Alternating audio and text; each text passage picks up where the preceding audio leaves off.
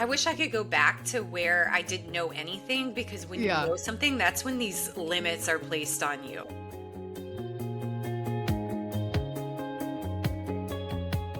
Welcome to Finish Lines and Milestones, a podcast for everyday runners. I'm your host, Allie Bretnacher, and if you run, you're a runner, and every runner has a story.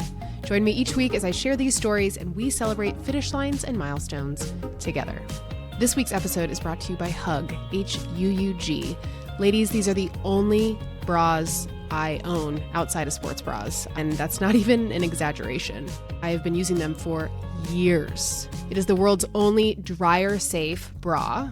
And yes, you heard that right. You can actually throw it in the washer and the dryer. No more draping bras over every surface in your house to air dry. Hug uses something called Enmeshed Tech, which is a patent-pending mesh liner that replaces foam pads entirely. Who likes foam pads? Nobody. That means no shifting, no yellowing, and no bacteria buildup. It's wire-free with buttery soft support, incredibly breathable, so sweat evaporates quickly, and it is made with PFAS-free and BPA-free materials. I mean, it's a bra that's comfortable, easy to care for, and thoughtfully made. Time for you to upgrade. Visit hug.com and use code ALLYB, A-L-L-Y-B, for 15% off of your order, or you can find a link in the show notes. Thank you, Hug, for supporting this podcast. And before I get into this week's episode, congratulations again to everybody who completed the Full Mo 50K and the Carmel Marathon here in central Indiana. It was such an amazing weekend. I just did a recap episode with my coach, Rachel Cinders, that you can find under the June episode of Catching Up with Coach. And this week's guest was actually supposed to run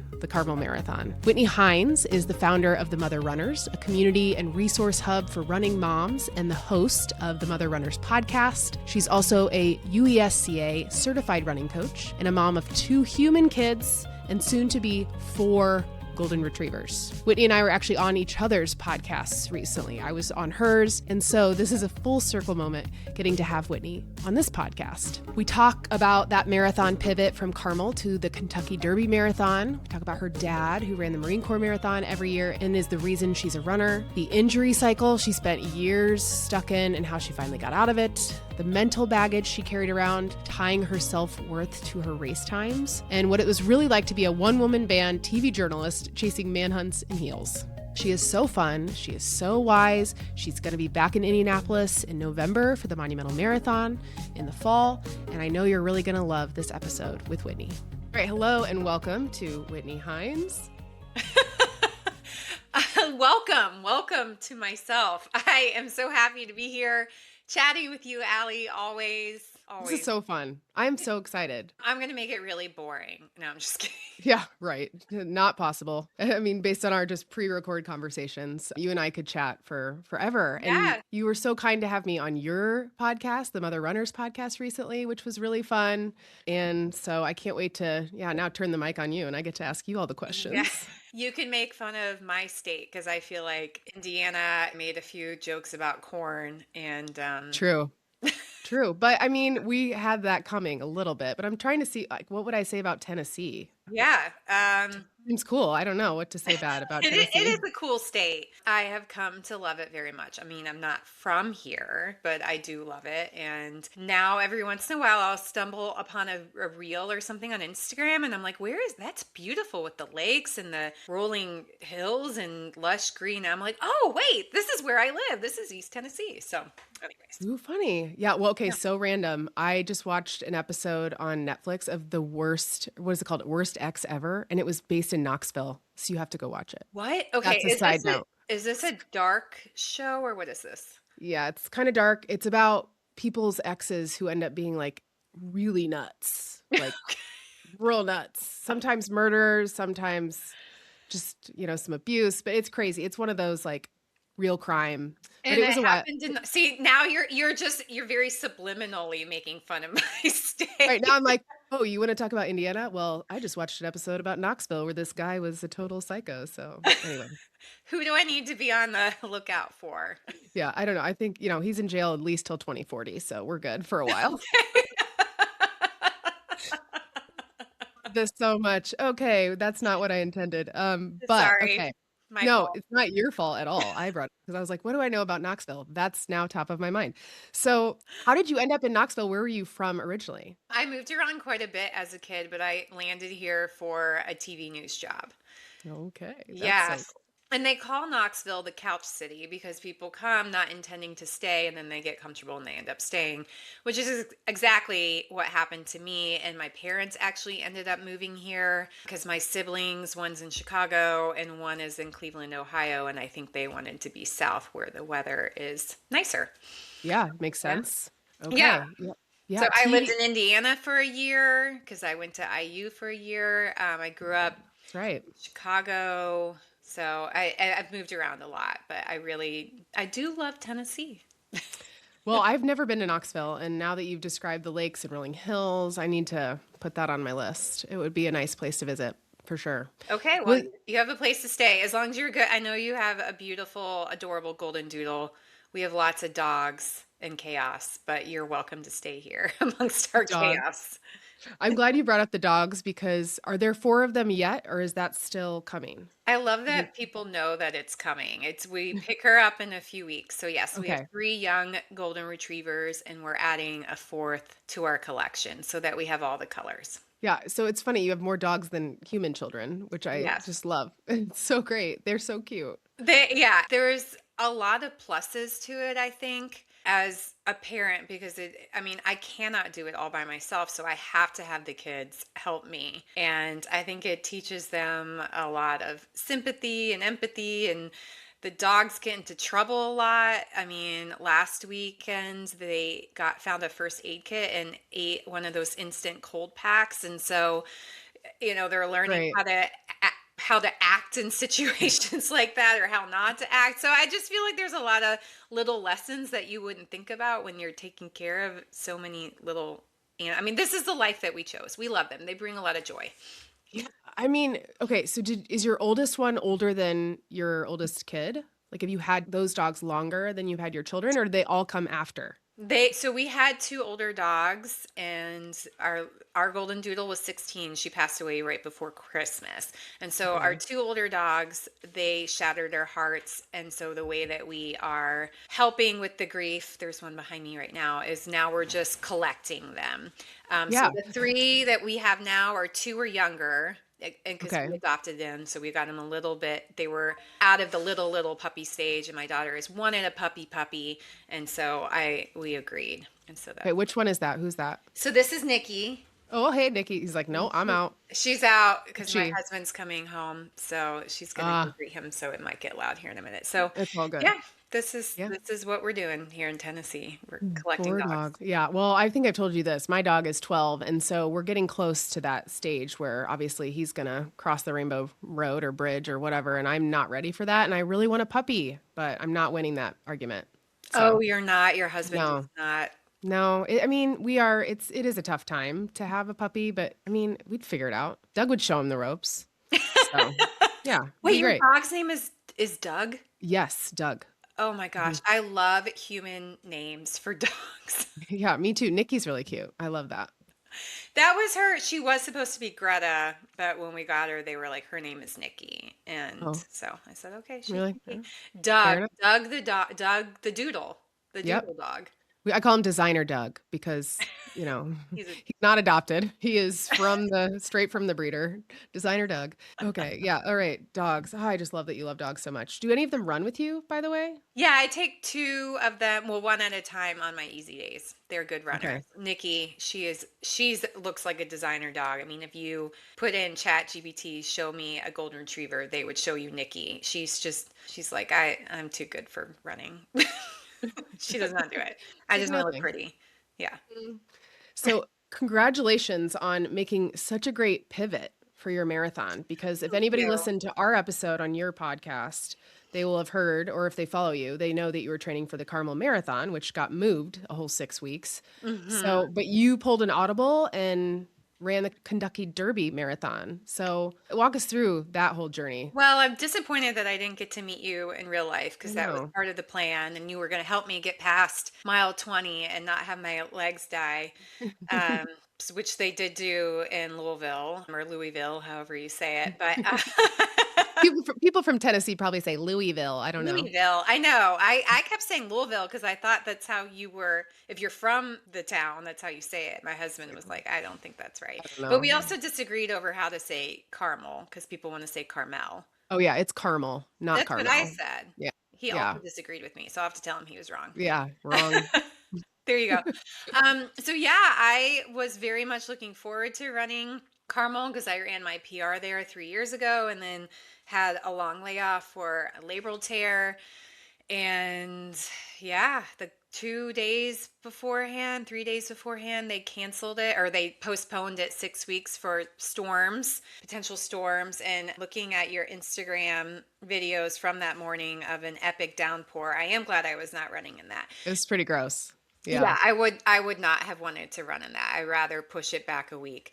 So I had to figure out another marathon that was within driving distance to do close by that worked with our family schedule, and so found the Kentucky Derby Marathon. And I mean there were so many wins from that race, and I just really had to shift the goal for Carmel was a time goal. I was training for a specific time, and then when I had to pivot and extend my taper and do a course that was hilly in the very very hilly in the middle, that I trained 0 hills, and it was also designed so that thousands of half marathoners merged with the marathoners at mile 18. And so just like groups of people were stopping and walking in front of me, going through their aid stations, made it What? very, very difficult. Yes. I've never heard of such a thing. Yes. And at the time, it happened that a friend of mine was running it. She had been on my podcast, Erica Hopper. We ran the first 20 miles together and it was great. And we were the lead 2 women. And so we had a cyclist next to us who warned us about the cluster that we were about to go into. And they tried to get people out of our way. And then a group of half marathoners came between us and I watched her go away. And at that point, then my legs were just starting to go and I just didn't have it in me to weave and dodge through these people to catch back up to her. And I think that was a lesson to me that running with people, especially in the later stages of a race, really helps me mentally. I think I would have stayed in it more, but the whole exercise was wonderful for me to kind of let go. You try to perfect everything you can, especially going into a race, and then to have it just completely changed on you. I think it was a really good mental exercise for me to just remember to relax and keep it fun and don't stress the small stuff. And my dad, who's turning 80 this summer, who is the reason why I'm a runner in the first place, it worked out that he got to go and be my crew. And I can't remember the last time that he and I have spent that much time together. I think it's been since we went on college tours when I was in high school. So that Wow. was really special That is so too. special. Yeah, Yeah, yeah, because I know like you understand because I your do. dad, you and Yeah. your dad run together. So I mean, there were so many wins, and it just helped me too to let go of the time. Every race is not about a time on a clock, and even if you don't get the outcome that you trained for, that doesn't mean that it's a step back. You still gain so much from that race experience, including fitness, and you can keep going forward. It's not like this timestamp of, okay, well, this is your starting point for the next race, Yeah. You're still building. And I should have known that. I mean, this is something I've been doing for a long time. I'm a running coach, but for myself, I did not know that. I still was viewing these races as this is a benchmark. And even though it wasn't the time that I wanted, I'm so glad that it unfolded that way because I learned so much from everything just being thrown for a loop on me.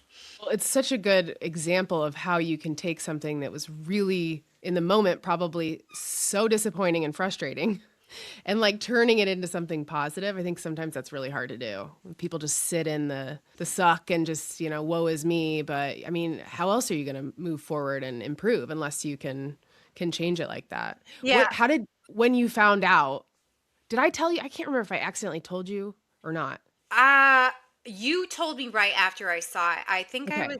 I think I was recording. Oh no, I had talked to my coach. I was talking to my coach, going through my race plan, feeling so good about the race, and we ended the call and I opened up Instagram and I saw the Instagram announcement. But I wasn't getting the race email, so you had gotten an That's email, so I right. asked you to Yeah. forward me. I don't know, they weren't even in my spam, so I'm not That's sure where weird. they were headed, but Yeah. yeah, I just went, you can't control it. It is what it is. So I just went into action mode of, okay, what's my plan B going to be? Mm-hmm. And there was another race in Ohio that weekend, but it was a small race, but it was flat and the weather was perfect. But everybody from Carmel went to that race. So it filled Yeah. up within like 15 minutes or something, Yeah. I think. So Yeah. yeah, it's just kind of, okay, well, what's the new plan? Let's get on board. Yeah. Well, thank goodness it all worked out and you were able to race. And Hmm. I know it wasn't the time you wanted, but you mentioned your friend, you guys got first and second place for winning, Yeah, which is which pretty darn cool. it is very fun. That is very Yeah. cool. But that last 10K was rough. It was Yeah. so rough. I can't believe they have a race where they merge like that in a Yeah. way that would impede your ability to maneuver the course. That just seems really silly to me. I don't know why they don't have cones separating the half marathoners and marathoners. And when the race director reached out because you did get to win money, so that was nice. But when he Oh, reached out, I was kind of hoping for an in to make a suggestion of how they could maybe design it differently. But he didn't seem like he wanted any feedback. So I didn't give it to him. yeah. I know those kind of people where it's like, well, I could give him this feedback, but he's like, nope, this is how my race works and it's been working the way it's working. And okay. Yeah, Well, I that's mean, it was a super fun race. You get to run through Churchill Downs. You saw the horses. It was oh, that is 12,000 cool. people. There were people pretty much through the whole race course, except for where it's hilly, where you're in this park that's reminiscent of Central Park, where there's lots of switchbacks and big hills, but it's very pretty. So I do recommend it if you're not going for a PR. Time. Okay. That makes sense. I didn't realize you got to run through Churchill Downs. I mean, it makes sense, I guess, kind of Hmm. like the Indy Mini goes through our speedway. That's really Yeah, cool. yeah, it was cool. So when you run through Churchill Downs, you're not like on the track, like No. inside. Yeah. So you're like around the grounds, just like around. I've never been there. Yeah, I hadn't either. You go just down this tunnel into it, and then there's a road that goes along the track, or I don't know, it might even just be like their practice area. I don't know what you call it. Okay. Yeah. But yeah, and you just kind of run alongside it at it. Okay. And it's probably for, I don't even know, not even a mile, maybe Okay. 400 yards actually. Okay. Yeah. Nice.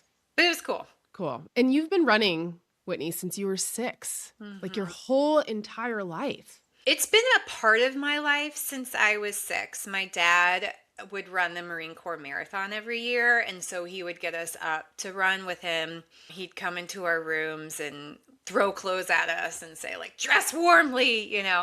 But I actually really enjoyed it, so he would enter me into little road races, and I did well. And then, like most of us, kind of go off and do other sports. So I did soccer for a while, and then I got in trouble for talking all the time, and I would have to run laps. And so I decided, okay, well, maybe I'll just run instead. My dad wants me to be a runner anyway, so that's what I did. And so I went back into it in high school, and then when I graduated, I kept running. I did not run for a college, but I kept running, did my first marathon in college. And then when I graduated, I still ran every day, but running races and stuff took a back seat because my job was as a TV newscaster. I worked crazy hours. So it wasn't until after I had my second child, I think he was about a year, that I got a running coach and started to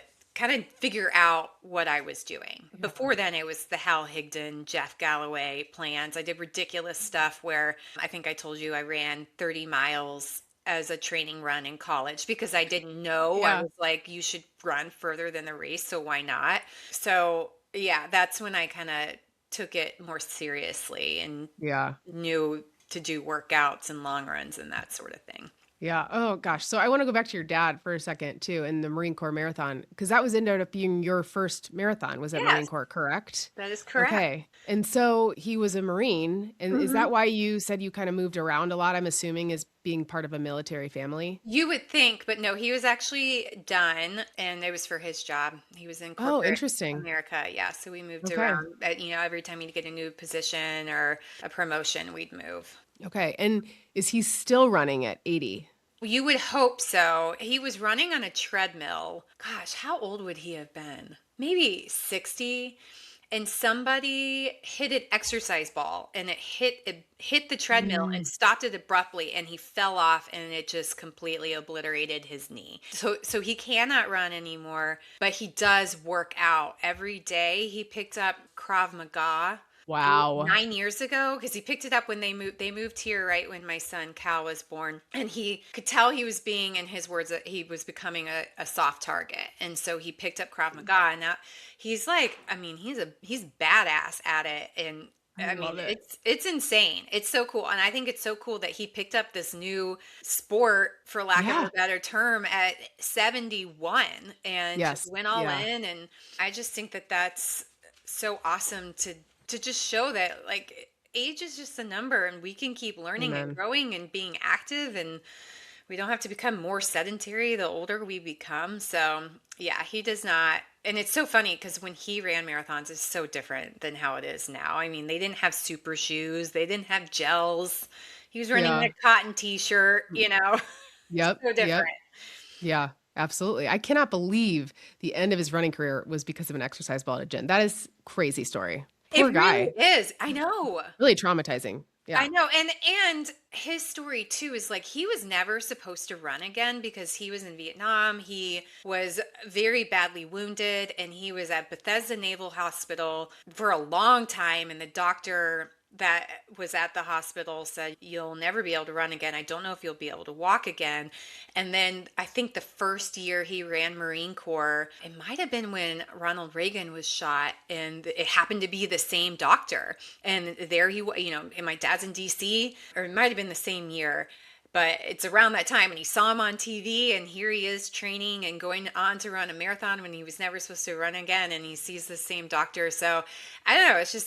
It's kind of crazy.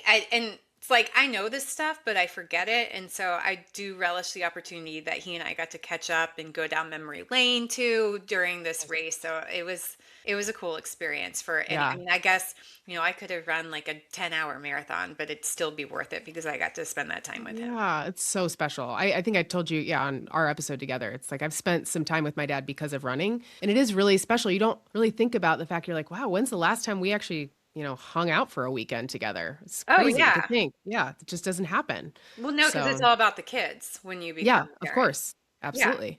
Yeah. And so he was your crew. Did I read you he was supposed to get you a water bottle at some point and missed? What what I think the happened? roads were shut down, and it was just really hard to get anywhere because Erica, her husband, didn't show up either. And she was like, I was about to be really pissed at him, but because your dad didn't make it either, I'll give him Yeah, a you're like, pass. yeah. Well, I mean, come on. Can you imagine if your 80-year-old dad is standing there and her husband hadn't figured it out? You'd be like, that would be bad. But that's so amazing that I mean, 80 chasing you around, trying to chase you around a marathon course is really impressive. That's so Yeah, he cool. was he walked everywhere. I mean, I did get to see him at mile 20, and he had walked Okay. there. So it was really funny when we got back to the hotel room. He was like, "Honey, I got to sit down. I'm probably more tired than you Yeah. Yeah, probably. Good probably job, are." dad. Yeah, Yeah. you should get a medal too. Yeah, gosh. That's insane. So, okay, after Marine Corps that you did while you were in college, Mhm. you didn't do another marathon until after kids. Is that right? When you said you kind of started figuring it out, or did you do other races in between? I would hop in local races now and again, but when I met my husband, so I didn't run any, no, I did. I met my husband, and he was just getting into running at the time. So we signed up for races that were pretty to go to. Like, we did Cape Cod, we Oh, did that's cool. Mountain Desert Island, which is crazy hard course. Where's Um, that? it is in Maine. It Ooh. goes, yes. It's beautiful, but very challenging. And I did Boston a couple times, but it was still, we didn't know what we were doing. So those were just, they were for fun. I mean, we ran a lot. I ran a lot, but most of it was junk miles. Yeah. Just, You just throw in that you just ran, I just ran Boston a couple of times, like no big deal. I mean, for normal, I mean, even like me, I'm chasing that BQ at some point. Did you BQ your first marathon, or how did you end up in Boston? First marathon. it's kind of crazy. I think it was a Hal Higdon plan for a 3:30. And this is, I was a senior in college in DC, and I ran a 3:29. Jeez. Well, how did you even know to pick 3:30? I I mean, don't know. Good yeah, question. That's a good question. I have no idea. I yeah, really think ignorance is bliss yeah, in running. right. I mean, when you like you I'm sure you heard about that girl that ran Flying Pig and she forgot to turn. Okay, she was supposed to do the half and she Yeah, missed the turn and then she ran 26.2 miles. I don't yeah, know. I just think when I wish I could go back to where I didn't know anything because when you yeah. know something, that's when these limits are placed on you. Like, "Oh, I could absolutely never in a million years do that." And for her, she Yeah. just flying by the seat of her pants, just running marathons on Yeah. accident.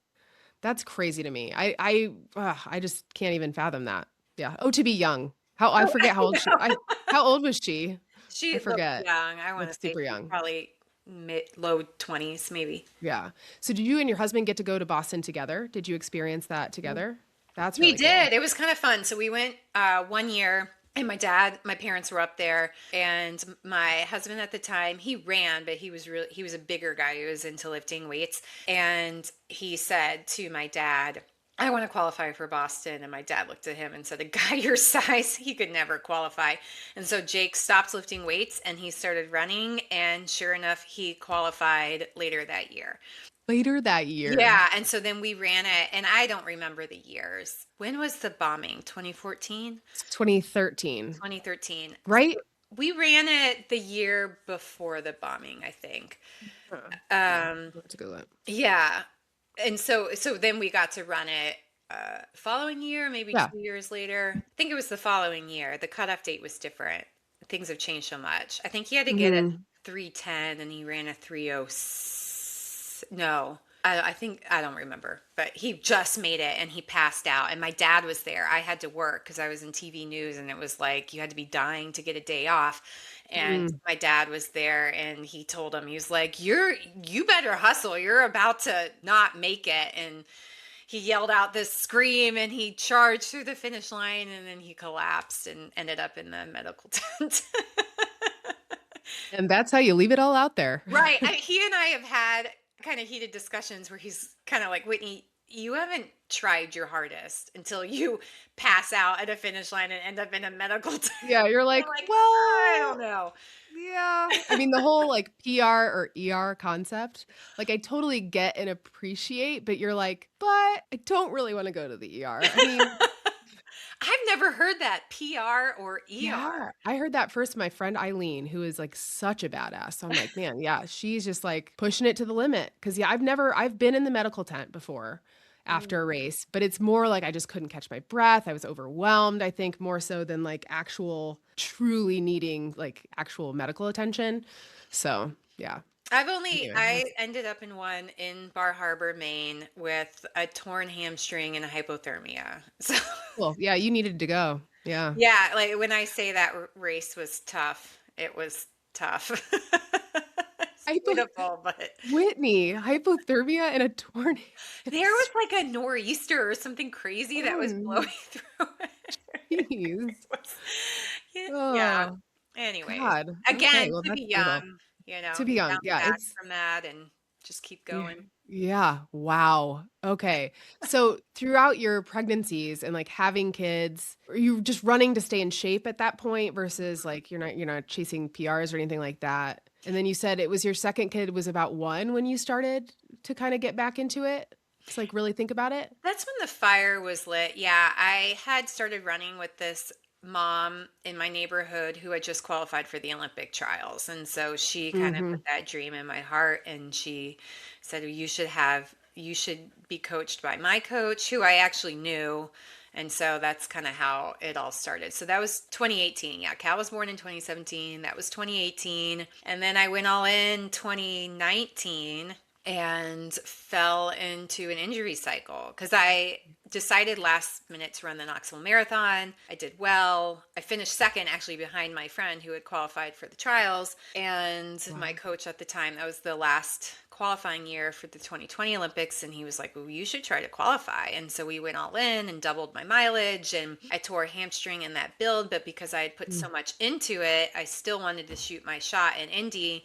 So I did, and then I tried to keep rehabbing and running, and it was not working. So then I hung up my shoes for about a year, And then after that, I struggled because I would come back. I wanted to get back to where I was. I wanted to get that time.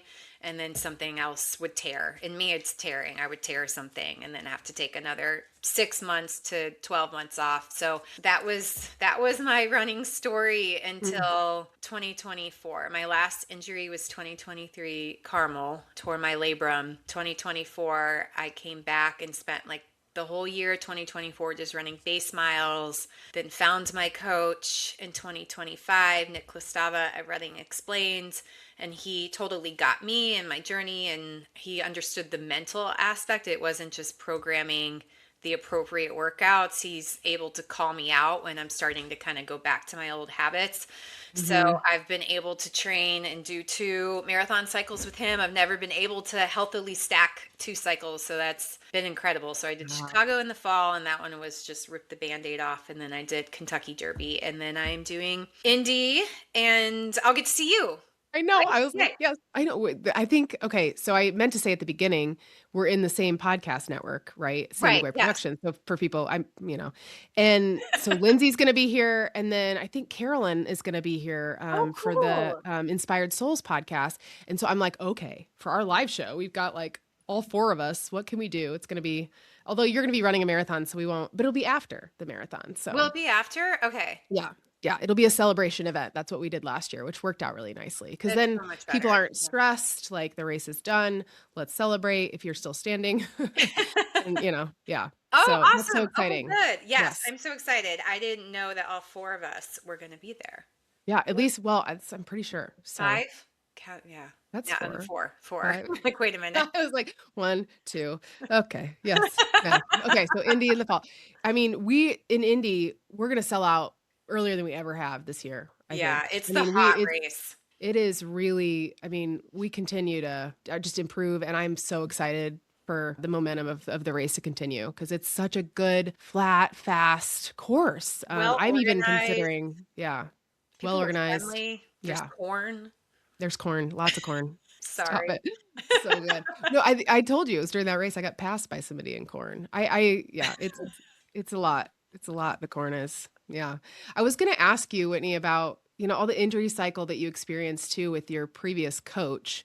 Not to put that coach on blast necessarily, but I had thought, oh, you switched coaches. And it's like, how do you know is the right time to change coaches? And it seems like perhaps you realize, well, this isn't working. This type of training is not working for my body very well. But I don't want to take the words out of your mouth. So how did you know that it was time to change things? I should have changed a lot sooner than I did. My previous coach is a great coach, but you're right. His training did not fit with my body. Now he was a Marine, so I think it was like he's very structured, rigid schedule. That's how I like to operate, and so it was kind of neither one of us did well deviating from the schedule for different reasons, illness, something's hurting. And I had a really hard time listening to my body with that training, but it was a local coach. So it was a big community, and we would meet at the track on Tuesdays and Thursdays and do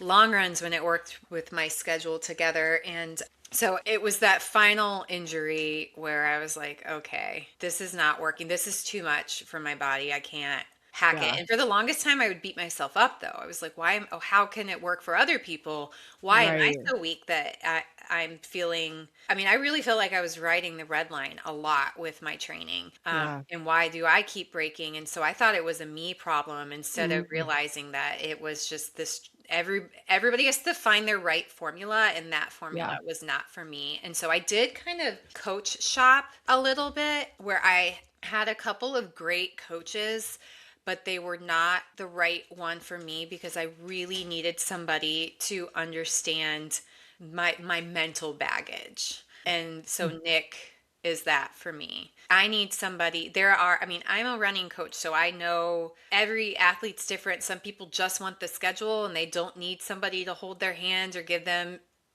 feedback and reinforcement and explain the purpose of a workout. And some really need that. And I don't need that a lot, but I need to have access to that when I'm feeling lost or confused or dealing with self-doubt. So Yeah. So I just think, yeah, if as far as trying to find a new running coach, I think if that idea is coming into your head repeatedly, there's a reason. And as a running coach myself, I learned to not take it personally when somebody decides to go in a different direction, or even just that they want a break, because you can feel boxed in when you're on a Yeah. schedule. Because I've some of the coaches that I worked with they're amazing coaches, but they just weren't the right match for me at this stage in the game. Yes. I think that's such good advice for people who, yeah, either already have a coach or are considering looking for a coach. I mean, there's so many different coaches out there now, which is Hmm. great. And I think it's important to take the time to make sure you mesh. I think you either know right away, I think, in a conversation with somebody whether or not you're going to get along, and whether or not, like, personality wise, I think that's the first test perhaps. Hmm. Because if that doesn't work, then I don't think you're going to be motivated enough by that person. At least I wouldn't be. Yeah. So, yeah. Yeah, it's such a mental sport, and it can you can feel very vulnerable in it too. So I just think you want to work with somebody who understands you. And I always, if somebody comes to me and they're like, I'm not sure if the right match, I'm like, talk to any of my athletes and get their perspective so Yeah. that you know what you're getting into, you know? Mhm. Because there are some times where it just is not a good match. You're too different. And so Yeah. you are entering into a relationship. Yeah, for sure. Yeah, yeah, and I know for, like, a coach too, there's gotta be athletes that you wanna fire or have fired, you know? It's like if you're not gonna do you Yeah. wanna help somebody get to the next level. You don't want somebody just to pay you and then not do anything. I mean, at least Or yeah, not listen to you not listen to and you and get get injured and be injured. like yeah, and you're like, "Okay, well, that's not what I told you to do." Now people are gonna think, I coached you into this overtraining and injury. Yeah. Mhm. Yes. Yeah, absolutely. So, when you say mental baggage, and here comes the pun, okay?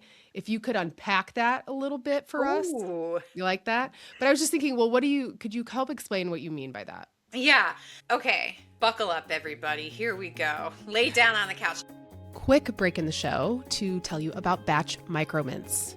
I have been off of alcohol for quite a while now, and I've done some dabbling with THC. And if you've ever taken a gummy and gotten hit way too hard, or maybe drank a THC drink and got hit too hard, like I have, these are a great fix. These are my new go-to to take the edge off. They look like breath mints, but each one is a microdose, just 1 milligram of THC. The whole point of these is because they are 1 milligram, it allows you to control the dose. They are also fairly fast acting. So instead of waiting an hour, you're waiting 15, 20 minutes and then tweaking the dose as you see fit. And my favorite thing about something like this is that there's no hangover or feeling crappy the next day.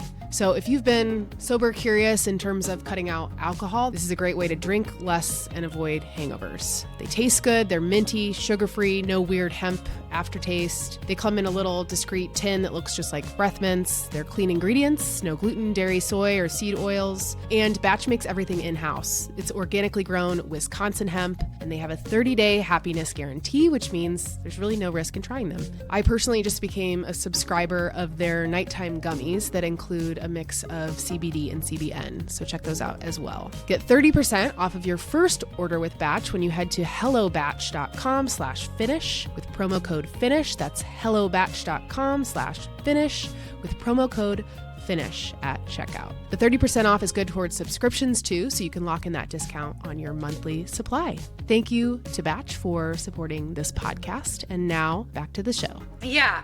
Okay. Buckle up, everybody. Here we go. Lay down on the couch. No, I'm just kidding. Yeah. I think I was a career focused person. I was going to be this famous TV newscaster. I was going to be on cable news. I mean, that was what my goal was, going to college, graduating. And then I decided that I wanted to have a family and got out of TV news when I watched the other TV anchors and seeing them balance everything, and realized like that is not something that I want to deal with. So I got into public relations, and I tried going back to work after Eleanor was born and being away from her, and it never got easier. It only felt harder, and I really, really missed her, and I wanted to be home with Eleanor. And so then I worked from home, and Cal comes into the mix, and I just think I felt a loss of my identity. Like now I'm just a stay-at-home mom, which I freaking hate that. Yeah. But yeah, I was still working, but I just really struggled with that. I needed something for myself that made me feel good and capable and empowered, and picking up messes all day and dealing with screaming kids. And I mean, Yeah. now there's obviously any mom listening knows it is the most wonderful job, but it is the hardest job. Biggest cliche ever, very, very true. And so I think I attached running to, okay, this is where you can find your self-worth. This is where you can do things Mm, where people are like, oh wow, yeah. Whitney's special because she does this and she runs these fast times. And when this dream of running an OTQ was put into my heart for the marathon, that it just took on a life of its own. And so I really misplaced my self-worth on running these certain times. And then I tore my hamstring and I was still trying to run these certain times. And it was just like beating my head against the wall. And Yeah. instead of feeling joyful, running became just like this mode of self-flagellation where I do a run and I didn't hit my paces because I'm dragging my leg behind me. And so my kind of like my knee jerk with running and trying to accomplish these times kept going back to like doing it for other people, doing it to impress other people, doing it to feel like I belong in the running community. Then when I found the mother runners, like doing it to feel legitimate in this space. People will respect me if I have this certain number attached to my name. And so I had to really work to unravel all that and realize that just because I can run a certain distance in a certain amount of time does not give me any more worth than if I, ran it in twice as much time. I'm not sure if that makes sense, but that's really, I was looking for somebody to help me stay attached to that my self-worth is not running, and Mm, hold me accountable so that I am doing it in a way that is fulfilling, healthy, and sustainable. yes. Yeah. No, it makes a lot of sense. I feel like part of the reason why in the last couple years I haven't chased a PR is because I don't know why I was doing that to myself. And I wasn't enjoying it as much. Like, yes, I feel so accomplished, but I was like, I don't want to do that every race. Just because the internet makes you feel like everybody's getting PRs all the time doesn't mean that that's what you have to do. I'm like, I should do this for fun, for other, the way that I've done it. We've talked about. So, yeah, I totally get it. And that has to take some time. It still has to be hard, I'm sure. Especially, like you said, you've set big goals for yourself still Hmm. and still chasing them. So what do you think, how is it different now? Like what work do you feel like you've done that's worked to get your mind in a place where you can enjoy it even while you're still chasing goals that you've set? I think there's two things. One, I'm just not rushed. That I just felt like I was rushed, and realizing that if I love the process, truly love the process, why am I rushing through the process? Because even if I get my goal, I'm not going to stop. There's going to be a new goal to chase down. And in a similar vein, just staying very vague with my goals. Yes, I have an idea of the pace I want to run and an idea of a time I want to get, but there's no hard and fast time. And another thing is just looking at the big picture and how I feel as a mom when I'm Mhm. training. If I am feeling totally fatigued, cranky, stressed, running is the main focus, mom guilt because I feel like I'm out of balance because I'm running too much, and then my kids are getting a lesser mom, that keeps me in check too. Like Mhm. after I ran Kentucky Derby and my legs completely gave out on me in the last 6 miles, I started to think, I'm like, well, should I start doing double? Should I look into this double threshold? And then I step back and I'm like, that does not work for our family. I want to get my run done and be done with it and not think about it the rest of the day. That is, and so I take my runner hat off and I am mom. And that is what works Mhm. best for our family. And that's what makes me feel the best. And so just looking back into that summer of 2019 when I was running 100 miles a week, and I was so tired, and I just know that I don't remember necessarily like being a mean mom, but I know it was a lot more effort to be patient and to be the fun mom because I was so tired, and Right. I don't want to go back to that. And so that Yeah. keeps me in check. Yeah. Oh, it's so relatable. Makes a lot of sense. because it's the same. You want to be a strong mom, not a mom that's, completely worn down, both mentally and physically. Yeah. Yeah, I mean, I think it's a tough line to walk because it's like, yes, you want to be a strong mom. You want to show your kids you can dream big and go after these big Hmm. goals, but like there is a tipping point and it can take, I mean, it can be unhealthy. Yeah. If it becomes like the main focus of your life. I don't want my running, it is a factor in our days, but I do not want it to be the main event that where everything is having to fit around mom's training because Right. I mean, again, too, it goes back to like, I'm not a professional runner. I'm never going to be a professional runner. So why would it be that way? You know, like Right. it's Yeah. supplemental. It makes me feel good. It makes me happy. My kids are still learning all the same lessons, but it's not the main event. Hmm. Yeah. No, it makes so much sense. I'm same. So 2019 was the year that you started the Mother Runners blog, correct? Mhm. And so what gave you the idea for that? When I was training for that marathon, which I think I decided like 6 weeks ahead of time, it was the local Knoxville Marathon, I just was encountering a lot of challenges that I would Google and answers weren't popping up, or you could tell that somebody else wrote it who hadn't lived it. And before that marathon build too. But like how do I keep my kids in the stroller when all they want to do is get out? Trying to figure out a nursing schedule and running or how to deal with mom guilt or just like weird things that were happening to my body while it's recovering postpartum. And there's more out there now, but even back then, like there wasn't a lot out there about pelvic floor physical therapy and rehab after having a baby and return to run postpartum. Thank goodness there's way more resources out there. But I mean, I didn't know anything about pelvic floor PT after Yeah. having Cal. Nobody talked about it. The only thing I I still don't actually. I need to. Just I talked I about it with mean my doctor. I finally did because of all my injuries and like actually a lot of my injuries are connected to my pelvic floor. But yeah, I mean, so I couldn't find it. So I thought, well, I'm a journalist, by trade, and I want to help other moms. I've always had this idea that I love running. I'm so passionate about it, but I didn't like that it was so self-focused. Like it just felt very selfish. And I was like, how can I, like you with, Ainsley's Angels, I'm like, what can I do? What skills can I have to give back to the running community or just to help other people with this passion I have? Mhm. And so I thought, well, here it is. I can work from home. I can use my journalism skills. I can help other moms feel less alone because I felt super isolated, especially with the mom Ugh. guilt. I felt so much mom guilt. Mm. And then when I talked to other moms, when I finally got out and was able to run with other moms, I realized, hey, I'm not the only one that feels this way. And so if there was a way for me to be the mouthpiece to show other mother runners like, hey, you are not alone and you can hear things that have helped other moms with these problems and keep doing it. Don't feel guilty because it is making you better and the lessons that you're teaching your kids are life-changing for real. And so, yeah, so that's how the blog started in that summer of 2019.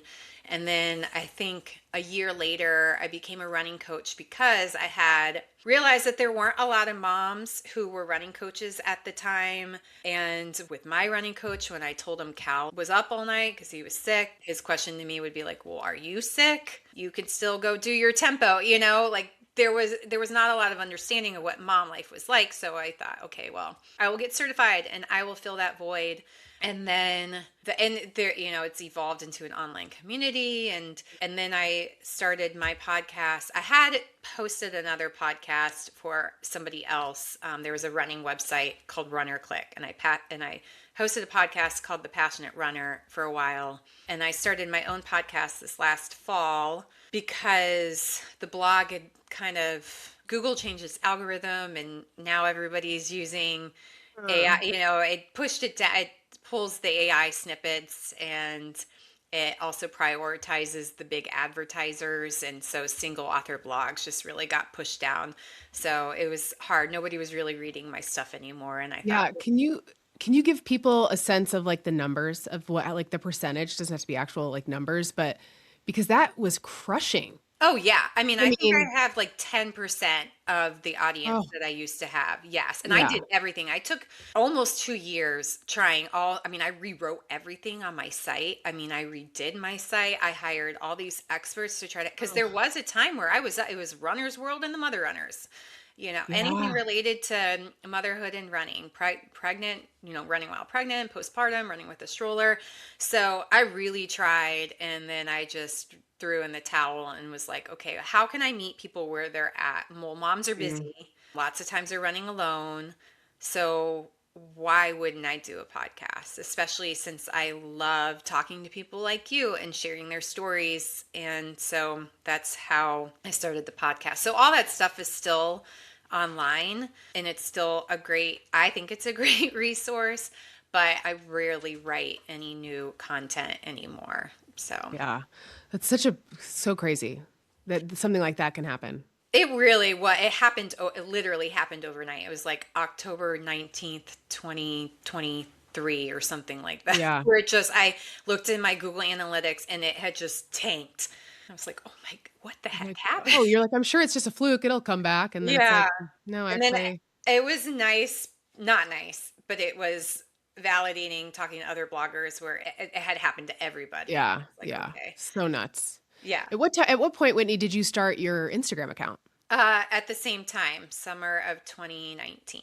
Okay. Same time as the blog. And so obviously that would then help point people to the blog. Hmm. Yeah. And now you have a community of over 25,000 people now. It's crazy. It It's is amazing. great. I don't play the game. Like, I'm not putting cute reels up there. You do a great job, Whitney. Don't sell yourself Oh, short. you're sweet. I don't think I do, but I don't know. It's because I love to write, and the blog was a form of self expression for me. That's kind of what the Instagram is. And then it's a way to share the podcast as well. And then every Wednesday, I feature a Why I Run. You've been on it, where moms share the reasons why they run, which I hope inspires people. And then also, if somebody's dealing with mom guilt, they can kind of step outside and see why they shouldn't feel that way for doing something for Yeah. themselves that makes them better. Hmm. So I do very much love it because I've kept my circle kind of small on Instagram, where I have these relationships with people that, like, they feel like real life friends even though we've never met in real life, like you, and I can connect with them in DMs and stuff, but I don't really scroll much. I'll pay attention to people because somebody else has sent me their profile and they're like, oh, you should look at Yeah. this person. Yeah. Just because I am prone to comparison. That old Whitney is still in there. And when I see somebody doing incredible things, I suffer from that. Well, why can't I do that? Yeah. Why is Yeah. it so hard? And it's like, well, maybe I could do that, but like, why is it so hard for me to do X and somebody Hmm. else? So I don't scroll a lot on Instagram. Yeah. Wow. That's some self-awareness right there and some self-control. Because I'm the same way with comparison. And I do find myself at times being like, okay, well, this isn't good. Why are you doing this? Like, Hmm. comparison is the thief of joy. You don't have all the information. Most of it's fake. So I tell myself those things. I do get a lot of inspiration from it, which is how Yeah. I convince myself it's okay. But I've also started putting parameters around it so that I don't find myself just like aimlessly scrolling. And obviously that's not good for anybody. Yeah, I mean, I can't say that I don't ever scroll, although it's mostly golden retrievers in my Yes. feed, but we're circling back. But Yeah. I mean, my parameter is if I'm scrolling and then something pops up and it makes me feel Yeah. like just icky, Yeah. then I'm like, I'm okay, out. I'm Good out. good for you. Does Yeah. Nikki have an Instagram? So I've started it's for Golden Life, since we're getting the fourth one. But I haven't done a ton of stuff on it. It started hot Okay. and heavy and then it's sort of tapered off because my phone, my lens is always dirty. And Jake's like, my husband's like, you were just really hurting our chances of succeeding at this Golden Retriever Instagram because your content looks like crap. Oh my gosh, that's so I funny. need to get some wipes, and I need to. Oh, and I'm looking at it, and I'm like, oh, and there's cracks on my. I just need to get Yeah. a new phone, Just a new phone. and then you can follow It'll make me. all the difference. Yeah. Yeah. Well, and I mean, once you get that fourth, oh my gosh, people are going to be all about that for Golden Life. That's amazing. I wonder if people will stop following me on the Mother Runners because they're going to be like, this was supposed to be a running account, and she's just Yeah. posting pictures and videos of her dogs all the time. It's like, well, I feel like if you don't like that, then, it's It's time to kind move of, on. yeah. I finally got a doormat that says, "Hope you like dogs," just so Yes. people know what they're walking into. Because, I mean, Yeah. if you are not a dog person, you cannot come over to our house. Yes. Yeah, that's not gonna work. No. Yeah, absolutely. Okay, I wanna talk a little bit more too about your journalist life. We kinda glossed over that period of time, but I wanna hear kinda like the fun stories about what it's like to be on TV as a journalist. I mean, I have no clue what that's like. So it was, gosh, I don't even know where to begin. I mean, it Who was crazy.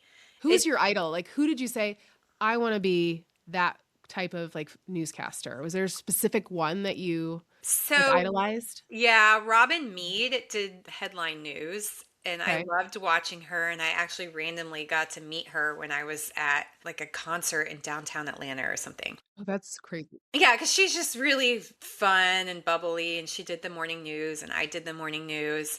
I mean, back when I started, I had to be what they call a one-man band, where the cameras were huge and the tripods were heavy, and you had to go out in the middle of nowhere and cover manhunts and just like this crazy stuff, just you talking in front of the camera like a, pardon me, but like a schizophrenic, and know, then rush back to the station and try to edit everything yourself to get it ready in time, because I was a split reporter and anchor.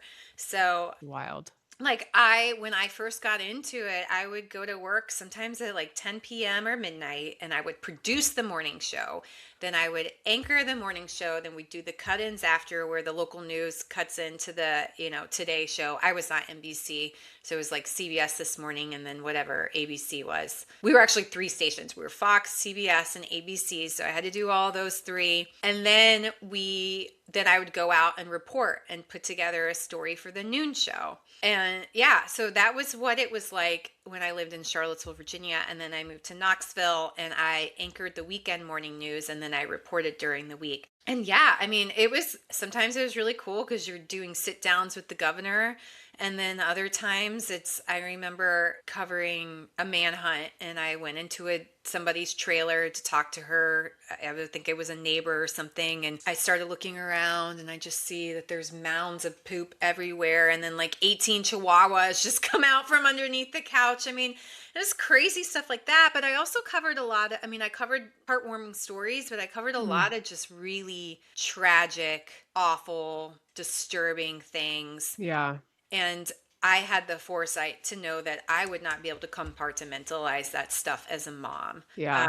I would not be able to leave that at work and come home. And so that was another reason why it was like the quality of life is bad because your schedule is crazy and you have to really love it. And I was not loving it, at least local news. Maybe if I ever got to national news, it would have been different. But local news, I did not like chasing the hard news and never knowing when I was going to come home. And it felt very inhumane at times because we were competitive with the other stations. And so you felt pressure to like put a microphone in front of a mom's face who just lost her child and try to get this Yeah. juicy soundbite out. I mean, it just felt awful. And that kind of stuff just didn't. So it got to a point where every time I go to work, I had a searing migraine. It was like my body was revolting against Oh, this yeah. job. So I got out. And it's funny when news people talk, it's like they were in a gang. They're like, yeah, I got out in '08 or whatever. So I Yeah. got out, and on the flip side, did media relations for the University of Tennessee, and I was their science Mhm. writer. And so I was able to be on the other side of things. So Ah, that was way that's better. crazy. Yeah, I Crazy. mean, it was cool because I did get to meet a lot of people, and I went to Georgetown. I studied politics, so I got to interview a lot of politicians, and that was cool. It was before the world went totally crazy and things were more conventional. Yeah. But yeah, it was wild. Yeah, I can't even imagine that lifestyle, right? Like I mean, I've watched like the morning show on Apple TV, and that's Mhm. not even close to what you dealt with because of being a one-man band. I mean, you see those big productions and it's like, well, yeah, they have a person for absolutely everything. Yes. And you It was just show not like up and that. read what's on the screen, right? And versus, yeah. Yeah, Do I you mean, remember that? there was a time where I forget what the story was, but I had to drive out to the middle of nowhere by myself. Oh, I think there was like there were vicious dogs on the property, and animal control was not able to catch these vicious dogs, and they sent me out there, and I'm by myself in heels with this heavy equipment Oh my God. That's so and crazy.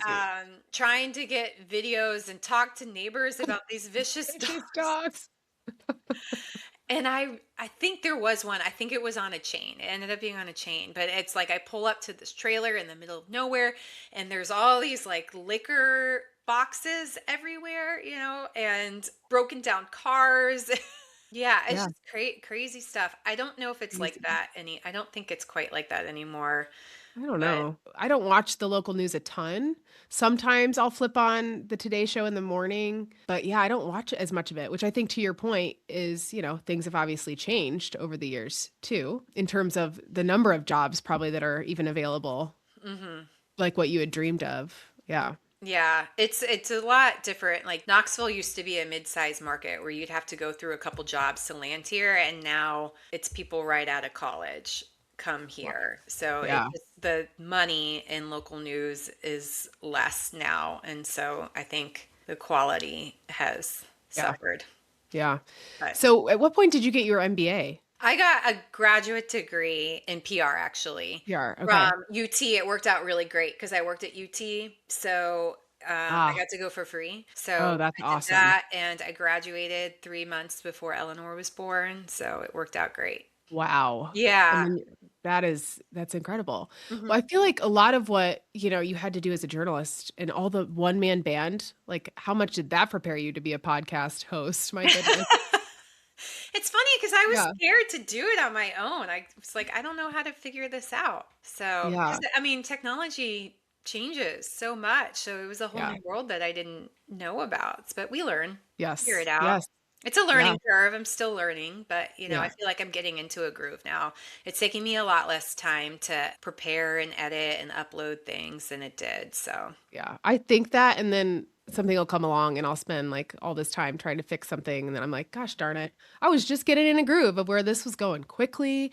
And yeah, because I don't know how you bank episodes, like schedule them out in advance. And I'm like, how does that work? I know I am almost done with the whole summer, which is I need to channel that. That's amazing. it's kind of a blessing, and I am an anti-procrastinator. It stresses me out to have things hanging over my head that I have to do. And this way I'm like, okay, then I can just really be present with my kids and the dogs and everything. Mm-hmm. But it's a problem when we get new sponsors and then I have to go back and re-edit things. Or if I Oh, decide to shuffle around the order, then I have to re-edit them with the sponsors. And so it's not the most efficient, but it makes me and my anxiety feel better feel a lot better. about the summer. Yeah. Yeah. Yeah, that is really nice. I need to figure out like a balance of doing that because my kids will be in camp a lot, but not all the time. And yeah, it's amazing. Oh, well, thank you. Okay, I am going to ask you the end of the podcast questions then. Okay. And then I'm going to ask another question in there that I was going to ask. I'm sweating. I'm so nervous. So good. They're so easy. So there's two questions I ask everybody. And the first is, what is your favorite running song and or mantra? Okay, well, the running song is somewhat embarrassing. Perfect. Well, the song that makes me pumped up to run fast Yeah. is Give it to us. Ransom Remix by Lil Tecca and Juice World, which is And actually an influence from our neighbor kid. Our neighbor kids practically live at our house and are like my extra children. So, yeah. And then mantra, gosh, it really changes. And the one that I took with me, that I was going to take with me for Carmel, and this kind of goes back into that mental baggage, was like, you are the fast one because of all my mm, injuries and everything. And now the fact that I'm 44, I just have in my head that I can't be fast again. I can't run the fast times that I used to run and that I want to run. And so it's just a reminder to me that like she's still in there and I'm just taking the slow and steady way to get back to it so that I can keep doing it. yeah, love that. Okay. And then next finish line or milestone. So I'm doing a speed cycle this summer, which will be super fun. I don't have any races on the calendar. I'm just going to pop into whatever 5Ks work for our schedule or 10Ks. So Indy's the big one. Okay. Yeah. Excellent. Mm-hmm. Excellent. And I better Okay. get a fast time though. You better. I'm gonna start. I'm just already praying to the weather gods. Just already. I Gonna mean, just I feel pray like all year. that's the only thing is people have talked about the wind. So I'm like, just have the Yeah. wind be at my back. Right. If we could just orchestrate that, that'd Yeah, be that'd be perfect. great. Thank you. Yes, absolutely. And then the other question I wanted to ask you, because you have so much knowledge and so many resources that people should go check out, but maybe the top one or two questions that you get asked about running as a mom. Ooh, that is a good one. Running as a mom. I mean, it really goes back to time management, I think. Mm. It's just figuring out how to fit it in and how to have it unfold in a way that keeps you feeling good. Yeah, there's no like concrete when can I return to run or when can I run I mean, actually I do get asked a lot, can I run a marathon while pregnant? I do get that Yeah. asked a lot. What is your response to that? I am not a doctor. Like, don't ask me. I mean, yeah, I mean, Yeah. absolutely. I say Yeah. like one of your guests on your show, Jess Jones, she was my athlete and she qualified for Boston while she was pregnant. Amazing. Yeah, she's incredible. But yeah, absolutely. But I always, if I'm working with a pregnant athlete, we are always working in tandem with the doctor. Yeah. So if they're saying, oh, I have pelvic pressure or this is bothering me, like I can theorize what's going on, but I always say, call your doctor. Yeah. Yeah. Yeah. Okay. I'll ask one of the questions that you mentioned as an example earlier for people who heard it and are like, well, what's the answer to that? Which is, how do you get your kids to stay in a stroller when they want to get out? So unfortunately, it's not, I mean, there's like the hacks you can use with the special snacks or special toys, or let them run at the end or end at a fun place like a park or a playground. Or with Eleanor and Cal, we'd go get a muffin and then we'd go to the playground because there's like this little coffee shop near my house.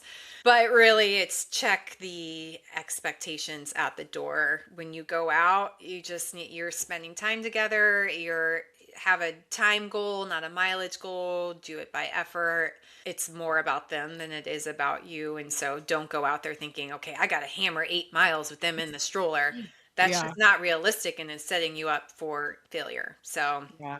That's good advice. yeah, or it's just like, if it's too frustrating for you, then you got to figure something else out. Different Right. time to, yeah. Yeah.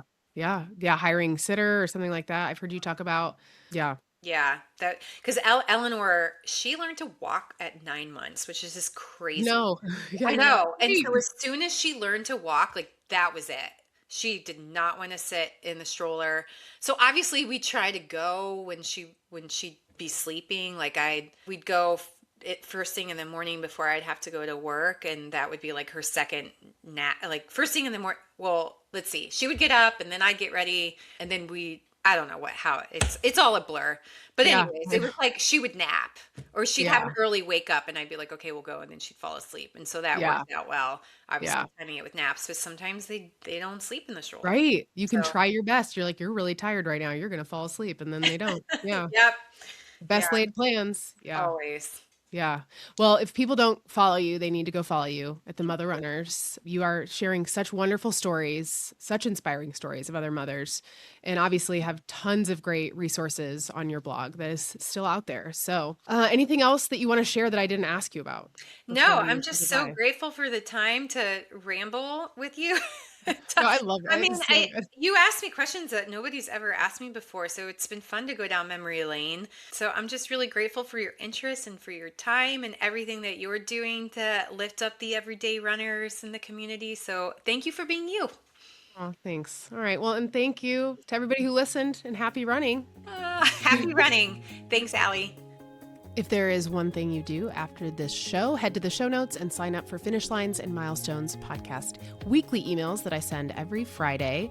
It's a mix of podcast episodes, my personal running journey, products that I love, and I really try to make them not sucks. And of course, you can always share, rate, review the show. That helps others find it. And also need to check out the Mother Runners podcast if you enjoyed this conversation with Whitney. She has so many amazing conversations over there, including one of her most recent episodes is with Randy Zuckerberg, who just ran 250 miles at the Cocodona 250. And yes, she is one of those Zuckerbergs. She is so inspiring. And if you don't already, you can follow me on Instagram. I'm Allie, ALLY Brett, BRETT. That's Allie T Brett _runs. And I will see you again next week. Thanks for listening. Bye.